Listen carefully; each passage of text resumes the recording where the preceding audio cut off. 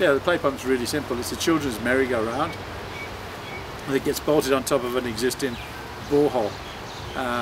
The underground equipment is identical to a windmill.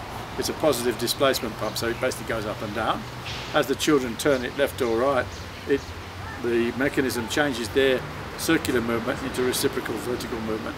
So it pumps exactly the same as a windmill, up and down, and it pumps into an overhead storage tank, so that, you know, when they're playing and not drinking water or using the water's not wasted. It's saved in a storage tank for further use.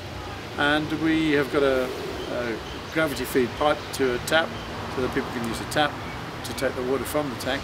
And around the tank we put advertising messages to, you know, for FMCG goods, milk, tea, sugar, coffee, cellular communications, and what we call PSAs, which are public service announcements. Basically health-related messages. Like in South Africa we do a lot of HIV/AIDS awareness. In Mozambique we do malaria because it's topical there. Zambia we do women and child abuse because they've got a problem with that there. So whatever the country needs, we'll put messages to that effect.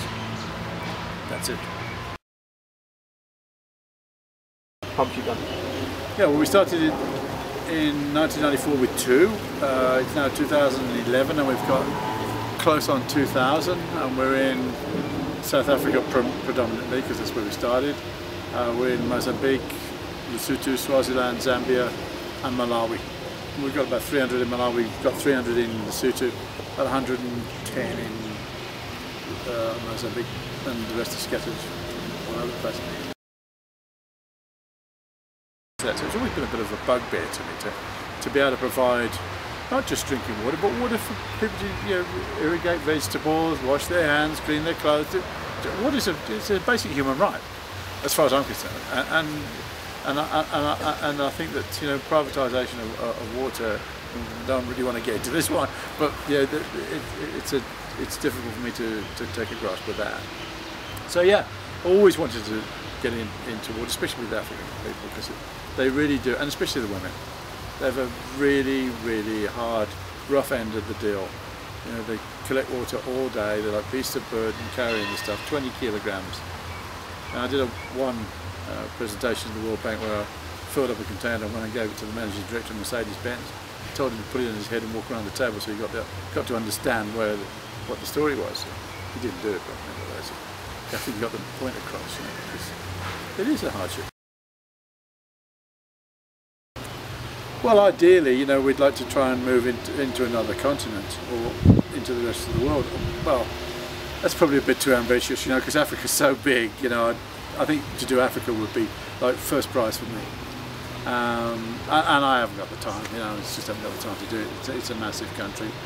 We're affecting close on, you know, 2 million people, maybe 3 million people with what we've done already. When you look at Nigeria, you know, we've got a population of 120 million, we're not even scraping the surface.